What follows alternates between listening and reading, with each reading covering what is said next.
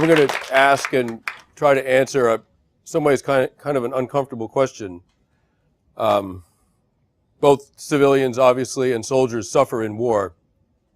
I don't think any civilian has ever missed the war that they were subjected to.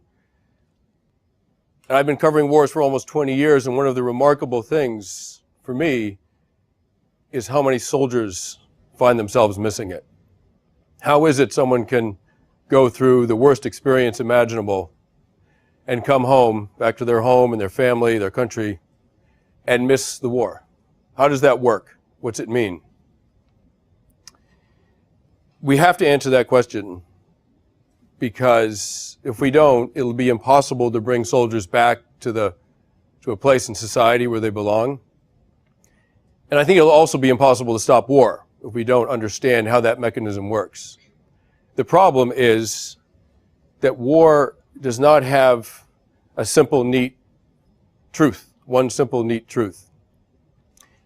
Any sane person hates war, hates the idea of war, wouldn't want to have anything to do with it, doesn't want to be near it, doesn't want to know about it.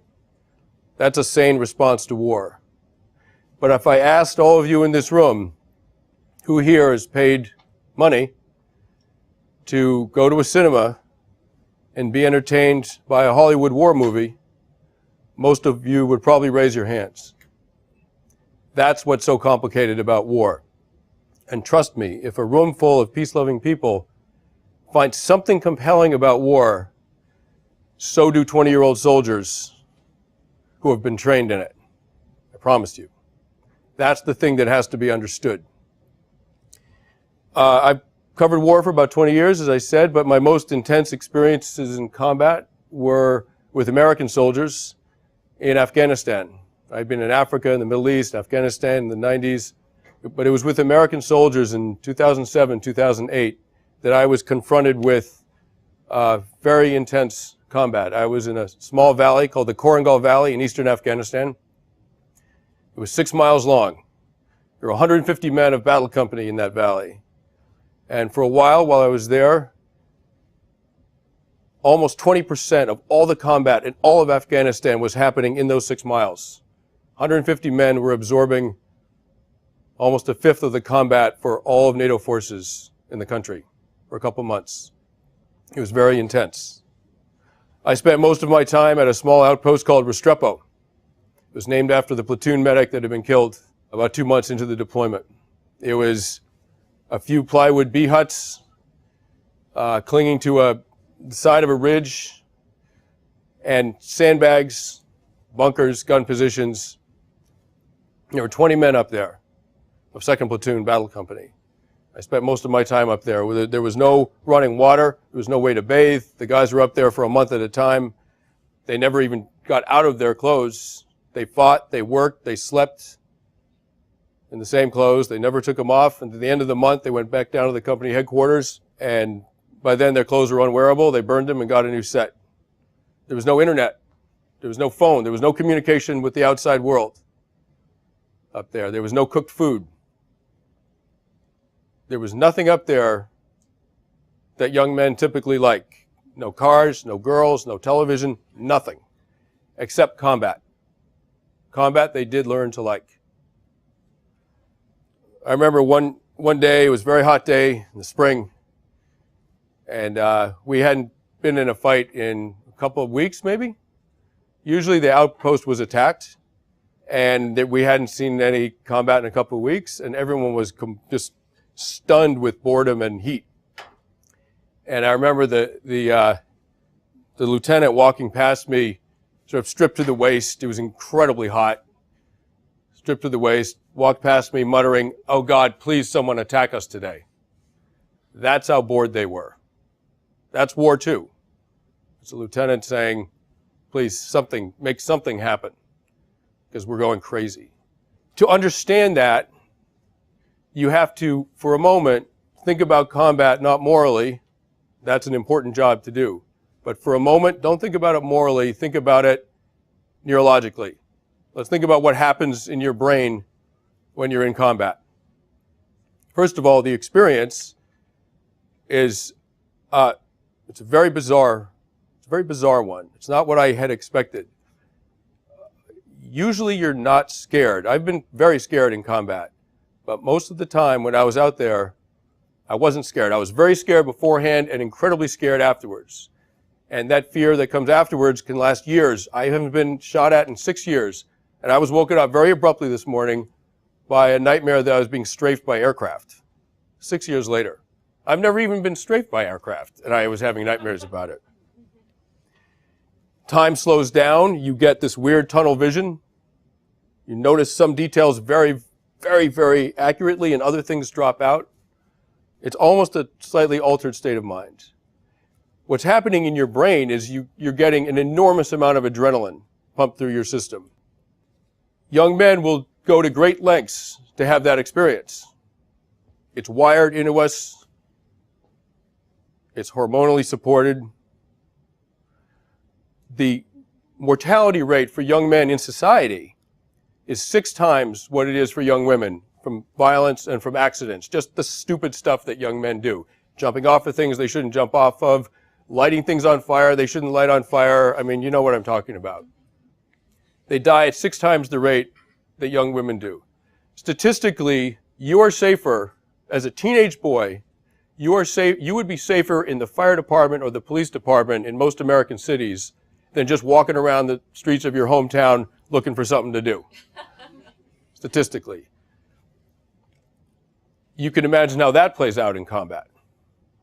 At Restrepo, every guy up there was almost killed, including me, including my good friend Tim Hetherington, who was later killed in Libya. There were guys walking around with bullet holes in their uniforms, rounds that had cut through the fabric and didn't touch their bodies. I was leaning against some sandbags one morning, not much going on, sort of spacing out, and some sand was kicked into the side of sort of hit the side of my face. Something hit the side of my face. I didn't know what it was. You have to understand about bullets that they go a lot faster than sound. So if someone shoots at you from a few hundred meters, the bullet goes by you, or hits you obviously, half a second or so before the sound catches up to it. So some sand sprayed in the side of my face. Half a second later, I heard da-da-da-da-da. It was a machine gun fire. It was the first round, first burst of an hour-long firefight. What had happened was a bullet hit 3 or 4 inches from the side of my head. Imagine, just think about it, because I certainly did. Think about the angle of deviation that saved my life. At 400 meters, it missed me by 3 inches. Just think about the math on that. Every guy up there had some experience like that, at least once, if not many times. The boys are up there for a year. They got back. Some of them got out of the Army and had tremendous psychological problems when they got home. Some of them stayed in the Army and were more or less okay psychologically. I was particularly close to a guy named Brendan O'Byrne. I'm still very good friends with him. He came back to the States. He got out of the Army. I had a dinner party one night. I invited him, and he started talking with a woman, one of my friends, and she knew how bad it had been out there, and she said, "Brendan, is there anything at all that you miss about being out in Afghanistan, about the war?" And he thought about it for quite a long time. He finally said, "Ma'am, I miss almost all of it." And he's one of the most traumatized people I've seen from that war. "Ma'am, I miss almost all of it." What is he talking about? He's not a psychopath. He doesn't miss killing people. He's not crazy. He doesn't miss getting shot at, seeing his friends get killed. What is it that he misses? We have to answer that. If we're going to stop war, we have to answer that question. I think what he missed is brotherhood. He missed, in some ways, the opposite of killing. What he missed was connection to the other men he was with. Now, brotherhood's different from friendship. Friendship happens in society, obviously. The more you like someone, the more you'd be willing to do for them. Brotherhood has nothing to do with how you feel about the other person. It's a mutual agreement in a group that you will put the welfare of the group you will put the safety of everyone in the group above your own. In effect, you're saying, I love these other people more than I love myself. Brendan was a team leader in command of 3 men. And the worst day in Afghanistan, he was almost killed so many times. Didn't bother him. The worst thing that happened to him in Afghanistan was one of his men was hit in the head with a bullet in the helmet, knocked him over. They thought he was dead. He was in the middle of a huge firefight. No one could deal with it. And a minute later, Kyle Steiner sat back up from the dead, as it were, because he'd come back to consciousness. The bullet had just knocked him out. It glanced off the helmet. He remembers people saying, as he was sort of half conscious, he remembers people saying, Steiner's been hit in the head. Steiner's dead. And he was thinking, I'm not dead. And he sat up. And Brendan realized after that he could not protect his men. And that was the only time he cried in Afghanistan, was realizing that. That's brotherhood. This wasn't invented recently. Many of you have probably read the Iliad. Achilles surely would have risked his life or given his life to save his friend Patroclus. In World War II, there are many stories of wounded soldiers who were wounded, who were brought to a rear base hospital, who went AWOL, crawled out of windows, slipped out of doors, went AWOL, wounded, to make their way back to the front lines to rejoin their brothers out there.